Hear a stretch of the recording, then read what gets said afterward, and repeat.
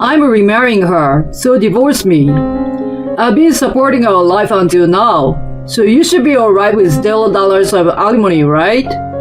My husband keeps talking to me as if everything is as usual. I was so disgusted with him. Fine, in return. He accepted my suggestion without any hesitation.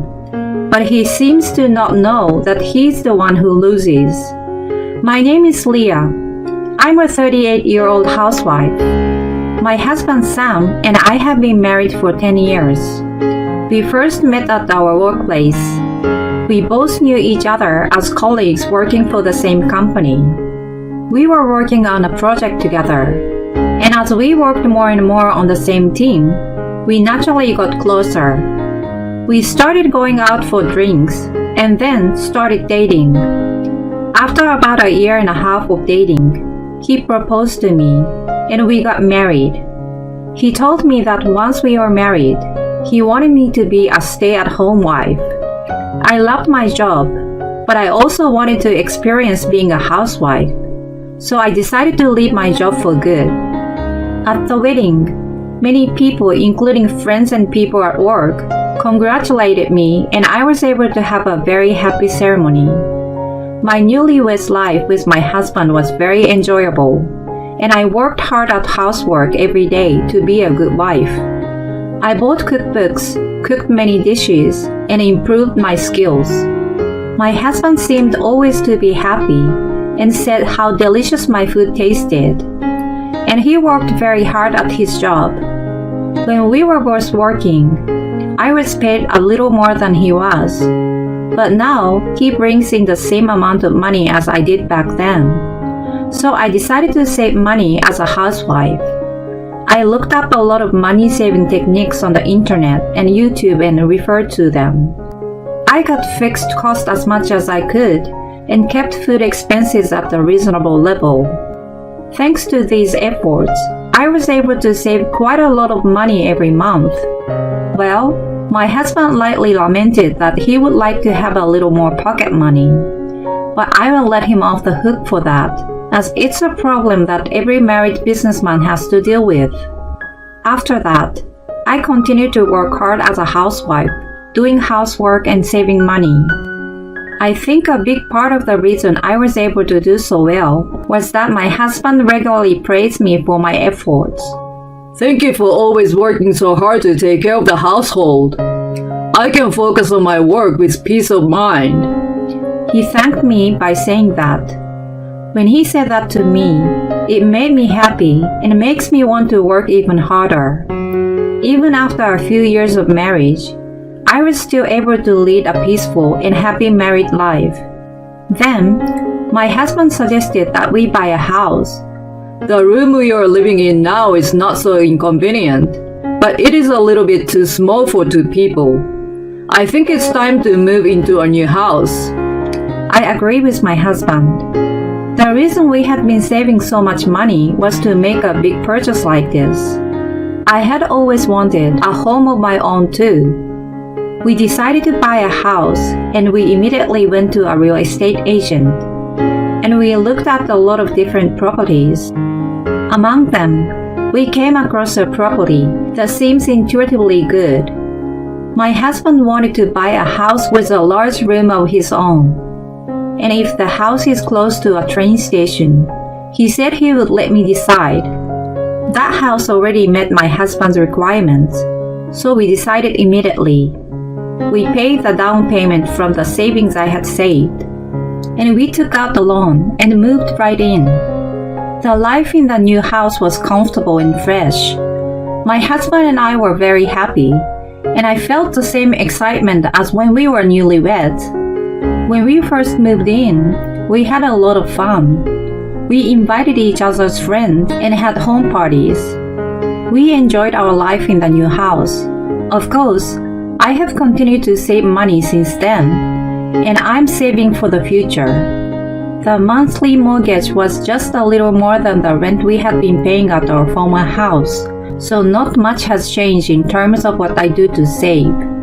Our lifestyle hasn't changed, but we could live in a comfortable and big house, so how could we not be happy? And so we had a harmonious married life. But there was one problem, that we still didn't have a baby. Neither my husband nor I were in any particular hurry to have children. We just waited for things to happen naturally, thinking that children are a gift from heaven. However, as expected, after about 5 years of marriage, I started to get impatient with the fact that we couldn't have children. We tried infertility treatment and fertility control, but it didn't seem to be working. So my husband and I took some tests. We found out that my husband was having difficulty having children. His sperm count was low. We were a little shocked. He apologized to me and said he was sorry. But that doesn't make me hate him. I don't have any regrets because we couldn't do it after all we did. From now on, let's have a happy life together as a couple. When I said that, my husband nodded his head and said thank you with tears in his eyes. From then on, we decided to live together as a couple. And now we were celebrating our 10th anniversary without any trouble. What should we do for our next wedding anniversary? Well, we could take a trip, go to a fancy restaurant, could do something a little extravagant. Or we could take the plunge and go on an overseas trip. We were having a good time talking about our anniversary like that. As a result, we decided to stay at a luxury hotel in the US.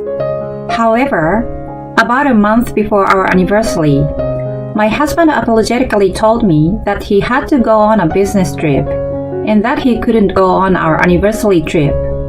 I see, but if it's a business trip, what can we do? I was sad, but our anniversary was on a weekday, so I couldn't force him to take a day off. My husband was promoted to section manager 5 years ago, and he's still working very hard. I hear his subordinates rely on him, so I can't force him to neglect his work. Even if we couldn't go on the day of our anniversary, I was hoping to go on a trip shortly. However, the booked hotel was so popular that it was already booked for this month. We had no choice but to make a reservation for the next month. At that time, I had no idea that it would later turn out like that. Then one day a little while later, my husband came home unusually drunk. He was so drunk that he immediately collapsed on the couch. He was saying something, but it didn't sound like a word. Anyway, I prepared him a glass of water, but he had already fallen asleep. It was Friday, so he must have been drinking with his subordinates. At that moment, his phone lit up and a message appeared on the screen. I had no intention of looking at it, but I saw a heart emoji in the message, so I couldn't help but I stared at it. There was a woman's name, Mary, in the message. The message was only partially visible, but the first sentence is, "I had a great time today," followed by a heart sign. What does this mean? Is my husband having an affair? My husband's phone is locked with a PIN code, so I can't open the message. I was all at once in a state of bewilderment, but I wanted to believe in what we had built together over the years, so I couldn't question my husband directly. Well, maybe I was a coward. Instead, I decided to ask a credit agency to investigate. The result of the investigation came out just as my husband was on a business trip. It was also the day of our 10th wedding anniversary. I didn't expect to be alone on this celebrating day. I never thought that I would be looking at the documents of my husband's infidelity investigation result.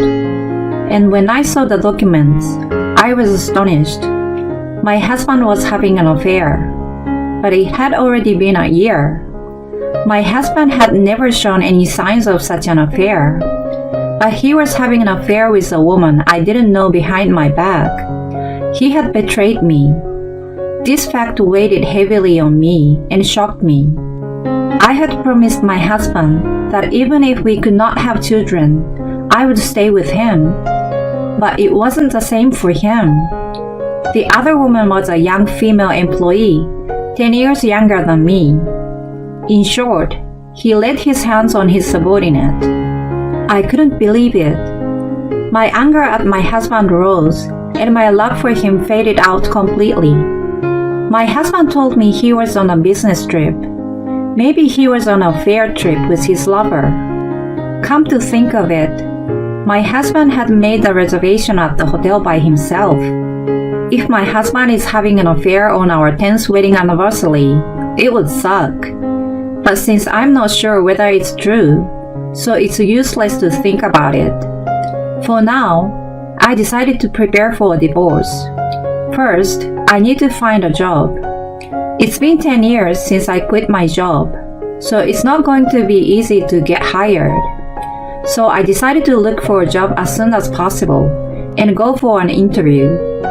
I decided to move back to my parents' house once I got divorced, so I looked for a job in a place that was easy to commute from my parents' house.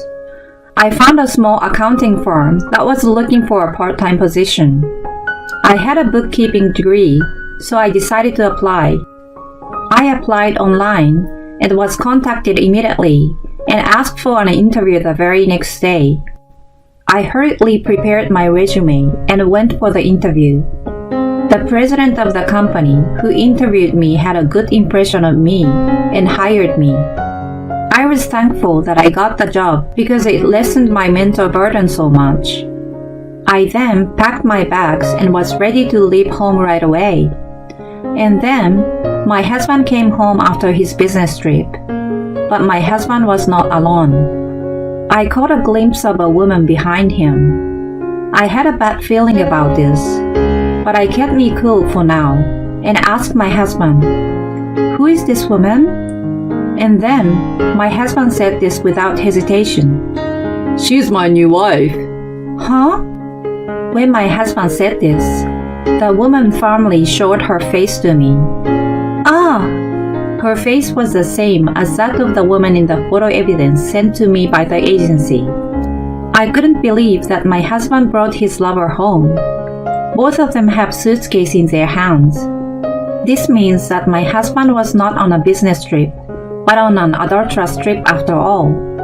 The adulterer stared at me with a triumphant look on her face. And then, my husband made a startling statement. "She's pregnant with my child." What? "I'm going to remarry her, and you're going to divorce me." What? What are you talking about?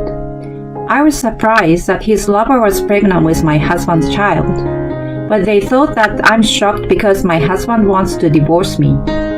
It means Sam was meant to be with me, not you. Mary and I love each other. I'm sorry you are going through this, but you need to leave. I'm beyond angry. I'm appalled. So you're going to break up with me? I pretend to be shocked. But how could you afford to have an affair? With the allowance I was giving you, you couldn't have afforded that. Then, my husband made a surprising remark. "It's not like I was giving you my entire salary." Huh? When I didn't understand what he meant, the adulterer grinned and opened her mouth. In your mind, Sam may be a section chief, but actually he became our department head last year. So he gave you his salary as a section chief, and he kept the rest for the dating expenses with me. Oh no. The more I dig the hole, the more I would find out about my husband's behavior. I was ashamed that I swore to spend the rest of my life with this man. Firstly, my husband was a little bit reserved about telling me all of this, but when he was sure that I didn't talk back or got angry, he became brazen. "Well, as it turned out, Mary is pregnant with my child. I have to take responsibility, so forgive me. I've been supporting our lives, so of course I'm willing to pay zero alimony to you. You've had it easy as a housewife too." My husband said this without a hint of apology. I was so disgusted with him. Fine. In return, can I have all the property divisions? The money we've saved during our marriage, the house, etc. When I said that, he just said yes.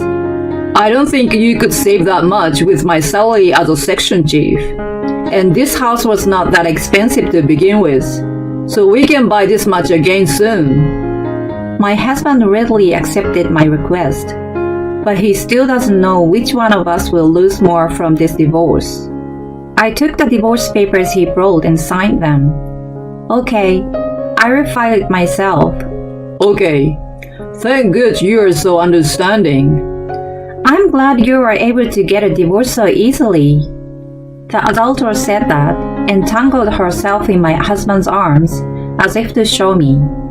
But I no longer felt any regret at the sight of such a thing, because I was certainly getting more out of the divorce than he was. My husband immediately packed up his belongings and left the house with the adulterer. After that, I filed for divorce and completed all the procedures for dividing the property and the name change of the house. I became a stranger to my husband. A month later, I received a phone call from my ex-husband out of the blue. Hey, what are you doing? What do you mean? You call me out of the blue and yell at me? You're kidding me. You told my company about my affair? I got a barrage of criticism from upper management and my co-workers, and I was demoted from my current position and got transferred to a regional department. Oops, but I didn't tell the company about it. The company you work for is also my former employer, and some of the employees are still good friends of mine. I'm sure it's because I talked to them about us. Oh no, you're a bad judge of character. Just because your life is miserable, you don't need to make mine miserable too. And why aren't you at that house? When I visited you earlier, I was surprised to see a stranger there. Yeah, because I sold the house. Sold? Why would you waste like that? You probably didn't know.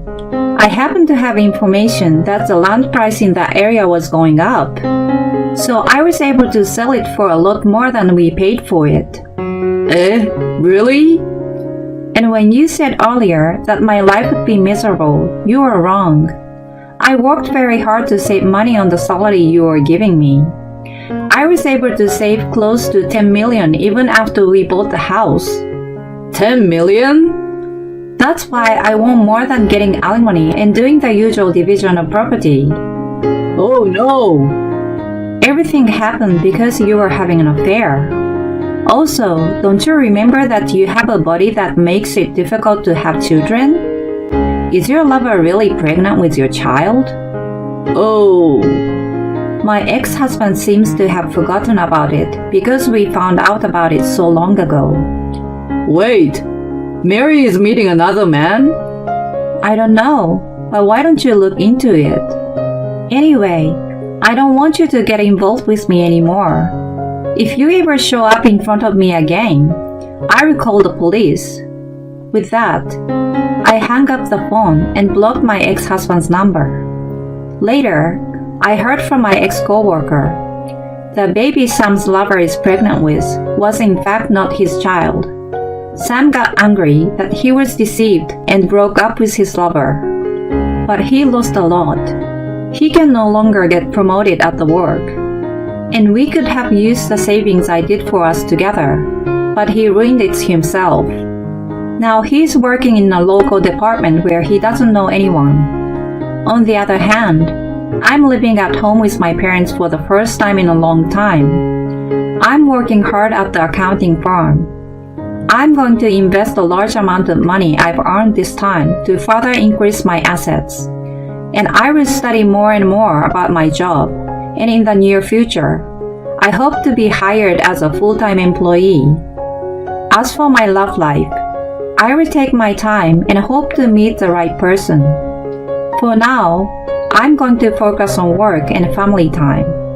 Even though she knew her husband couldn't have a child, she decided to stay with him.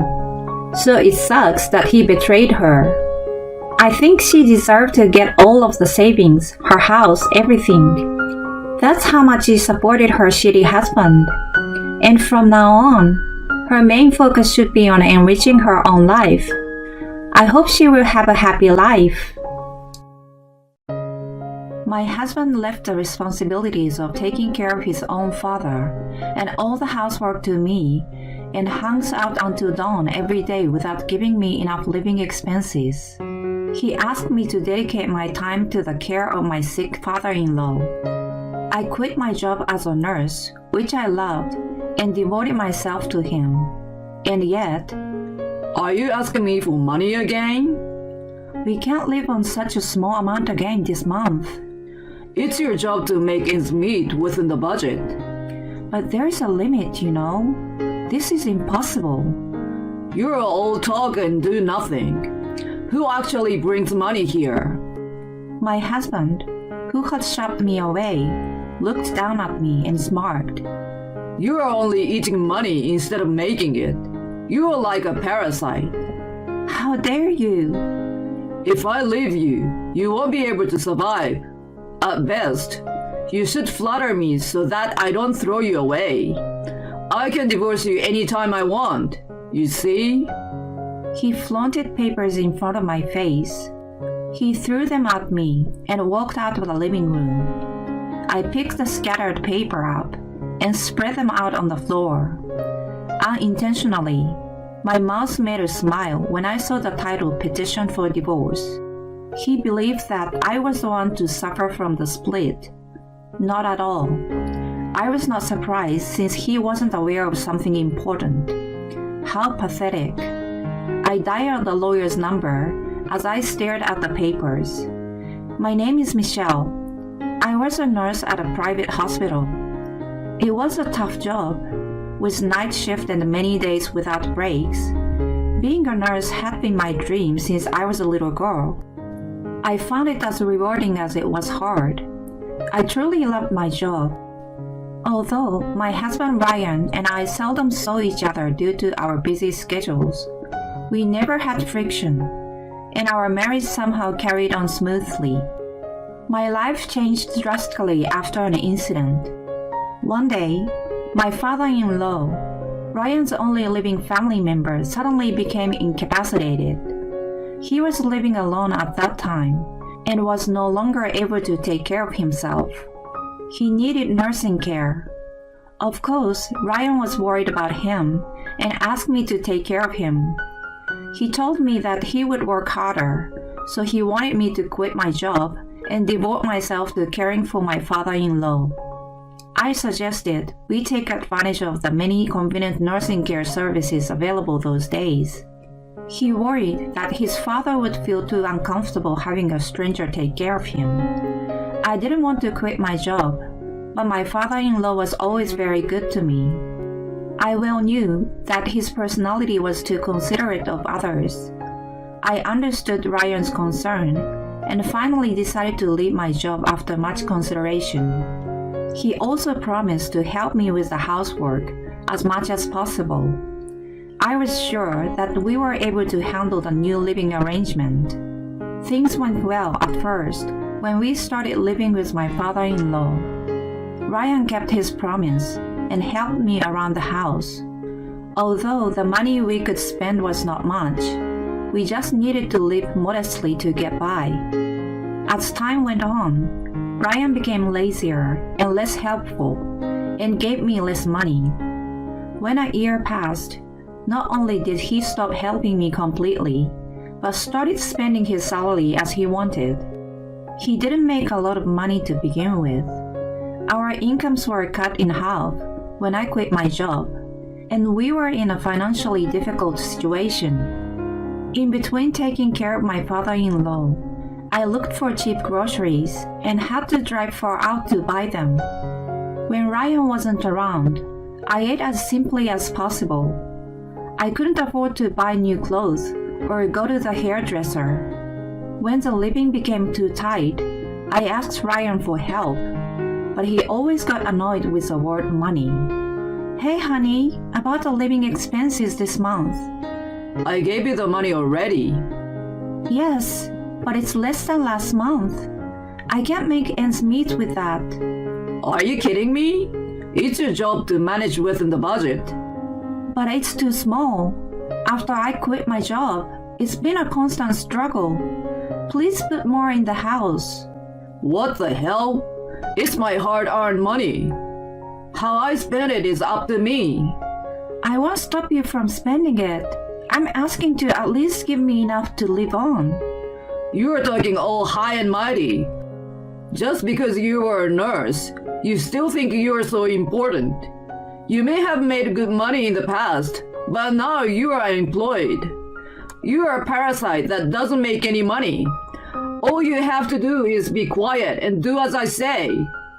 When I gave him a hard time, he became so infuriated that I could not handle him. No matter how much I pleaded, I could not get him to increase the amount. I had to take out my own savings from when I was working. I was exhausted from worrying about the critical financial situation every month and from listening to Ryan's verbal abuse. Even in the midst of all this, my father-in-law always thanked me for even the smallest of things.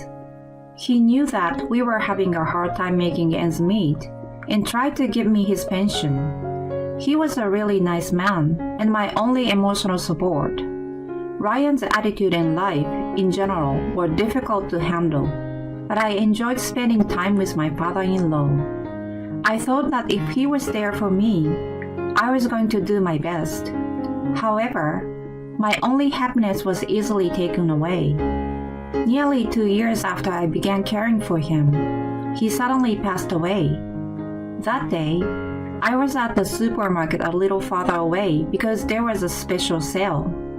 I had gone out in the morning. I was worried about him, but he was doing well and even told me not to worry with a smile. I went out with peace of mind. While I was out, he collapsed and never came back. I was devastated that I blamed myself many times for leaving him. I regretted it over and over again, and no matter how much I cried, my tears never dried up. I couldn't dwell on my grief forever. It was time to prepare for his funeral. Ryan had served as a chief mourner, but only in public. He had forced me to do almost all of the preparations. It was the funeral of my father-in-law, who had been a great help to me. I would have rather done it all myself than had Ryan do the wrong thing. I did as I was told and made all the arrangements. Since it was a sudden event, nothing had been prepared in advance. I devoted every waking moment to it. I was so busy that my head felt like spinning. It helped me to snap out of the depression, so it was good for me after all.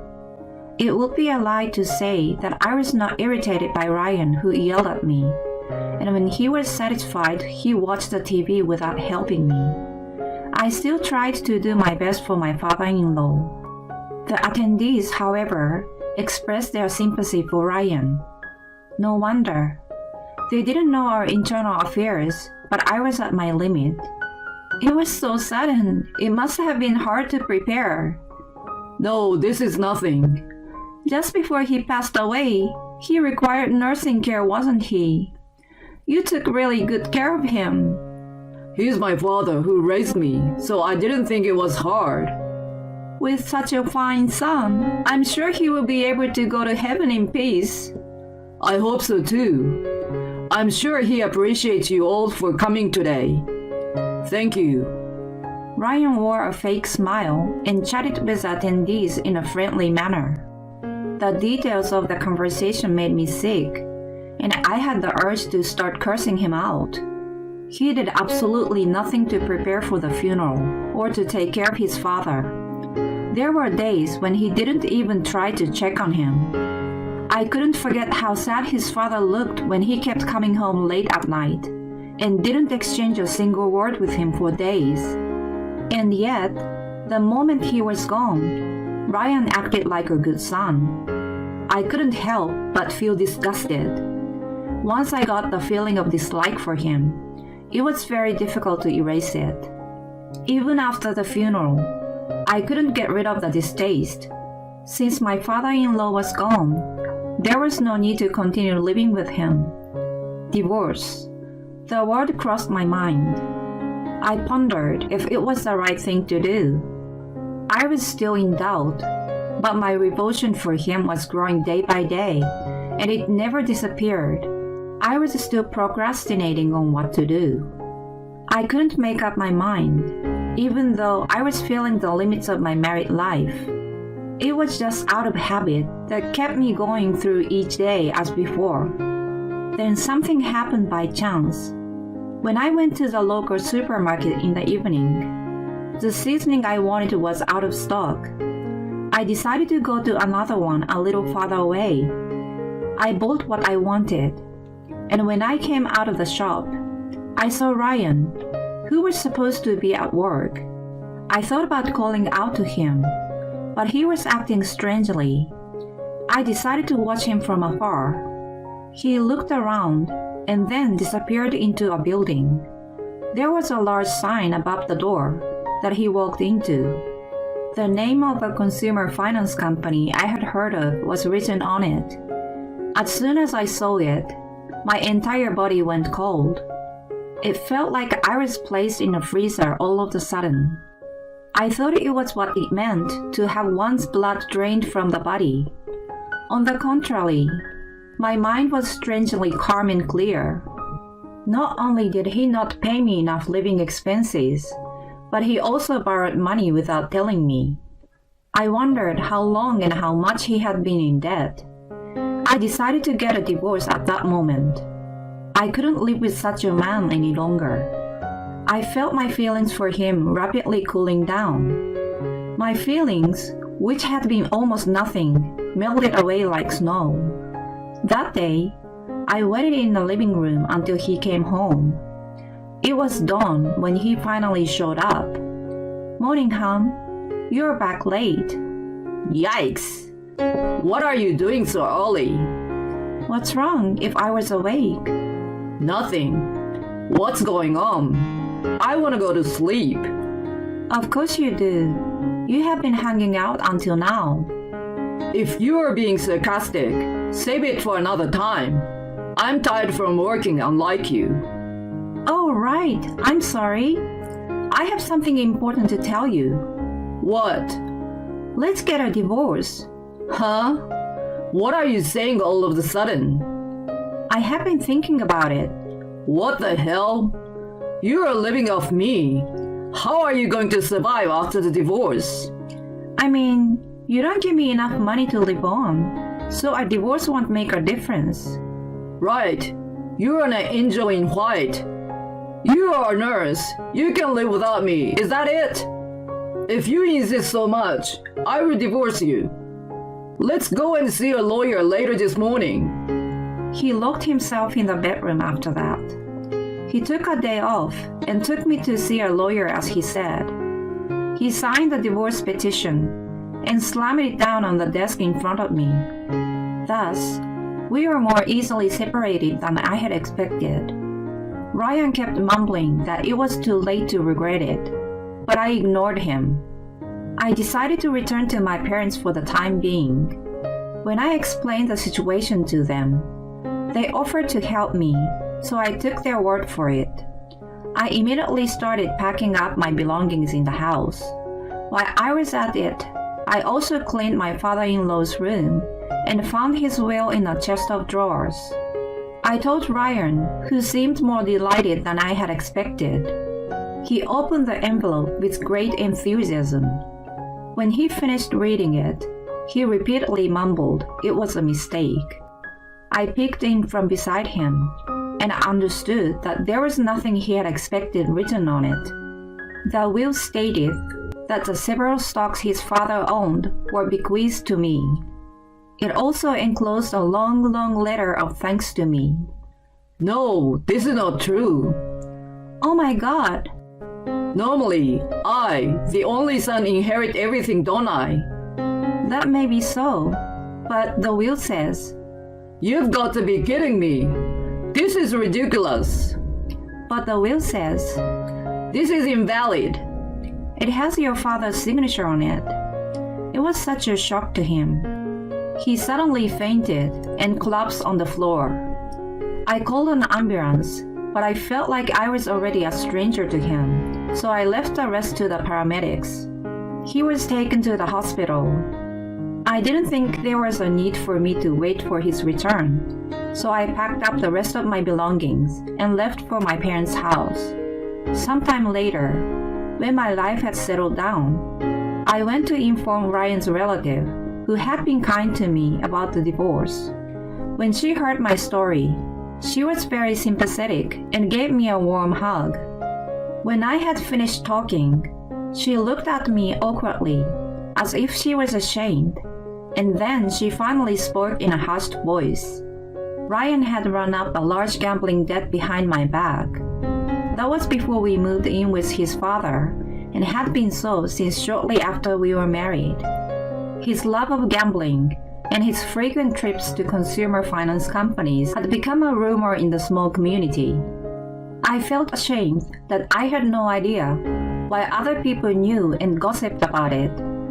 I was too busy with work before moving in with my father-in-law, and afterward, I had no time for anything other than taking care of him.